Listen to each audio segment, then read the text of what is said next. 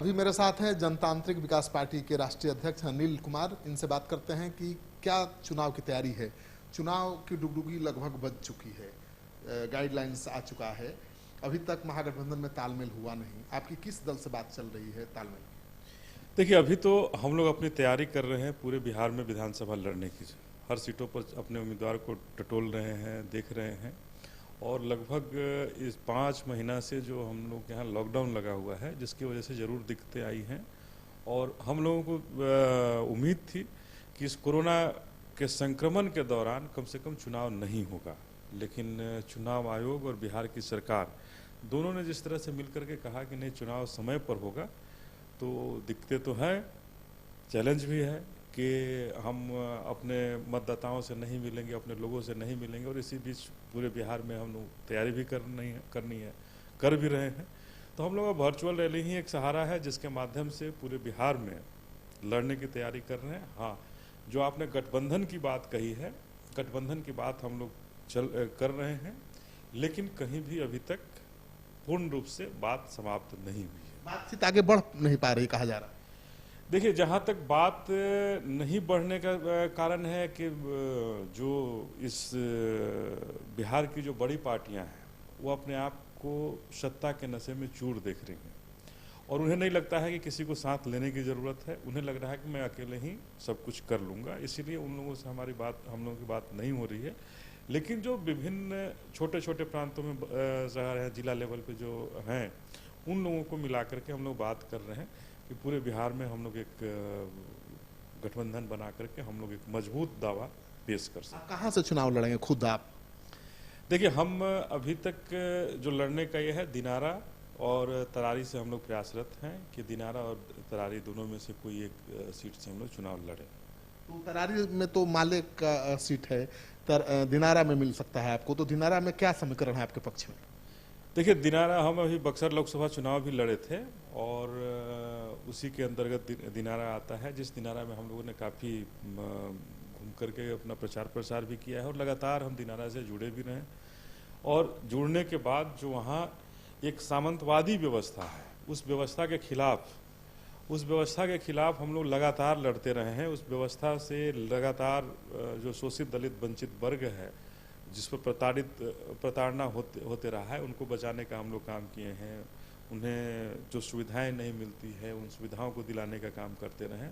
इसलिए मुझे पूरा भरोसा है कि दिनारा विधानसभा हम लोग के लिए पर्याप्त होगा, उपयुक्त होगा और वहाँ से वहाँ के मतदाता भी हमें चाहते हैं कि हम लोग प्रतिनिधित्व करें। खबर यह है कि जो भी बड़े दल हैं, बिहार के ज़्यादातर दल, वो टिकट बेच भी रहे हैं, करोड़ों रुपया मांग रहे हैं, वसूल रहे हैं। देखिए, ये खबर कहीं ना कहीं सही है और हम लोगों को भी सुनने में आया है। और इसमें जो दलाल लोग हैं, जो बिहार में हर चुनाव में जो दलाल लोग हैं, जो हर पार्टी में दलाल लोग हैं, जो बड़े बड़े पार्टियां हैं, जो अपने आप को ब्रांड बना ली है, वो हर पार्टियों के अंदर टिकट दिलाने वाले लोग बड़ा सक्रिय हो गए हैं। चूँकि हम लोगों से भी मिलने बहुत लोग आते हैं तो कहते हैं कि फलाना पार्टी में हमारी बात हो रही है, लगभग फाइनल हो गई। कोई कहता है कि 2 करोड़ लग रहा है, कोई कहता है 2.5 करोड़, कोई 3 करोड़, लेकिन 2 करोड़ से कम कोई नहीं कहता है।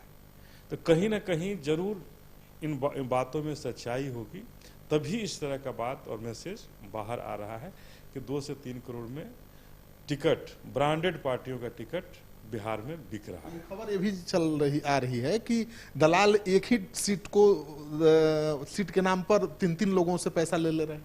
ऐसा भी हो सकता है, इसको नहीं किया जा सकता है, लेकिन बिक रहा है टिकट में।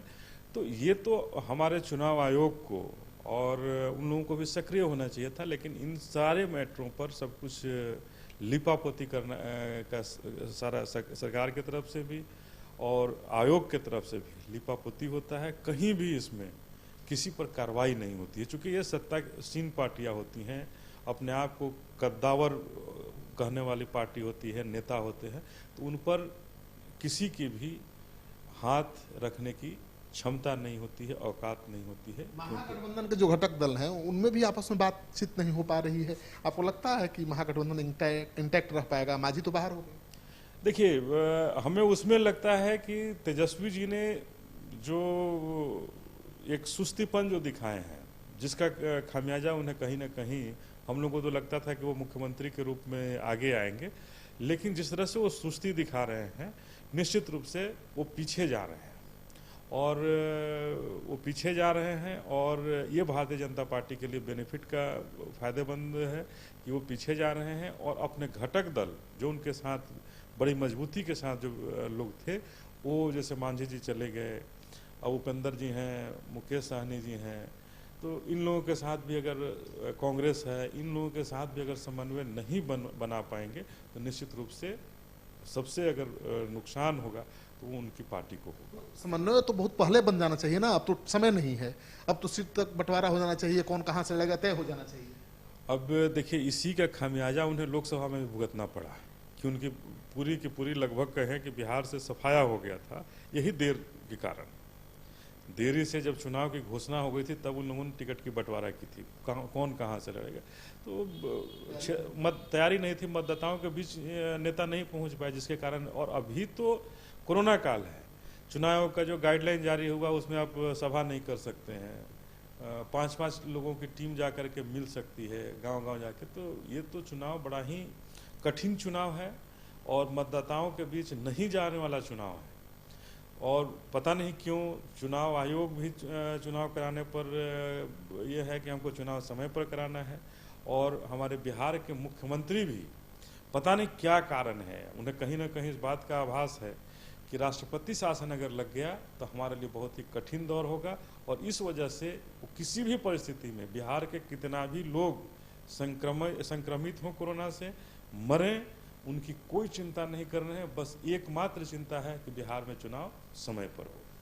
चलिए, तो आप सुन रहे थे अनिल कुमार को, अपनी पार्टी के राष्ट्रीय अध्यक्ष हैं और ये भी दिनारा से चुनाव लड़ना चाहते हैं। लेकिन जो खबर सिटी पोस्ट आपको लगातार बता रहा था कि बिहार में राजनीतिक दलों के टिकट, विधानसभा के टिकट 2-2 करोड़ रुपए में बिक रहे हैं, उसमें सच्चाई है, ये अनिल कुमार भी मानते हैं।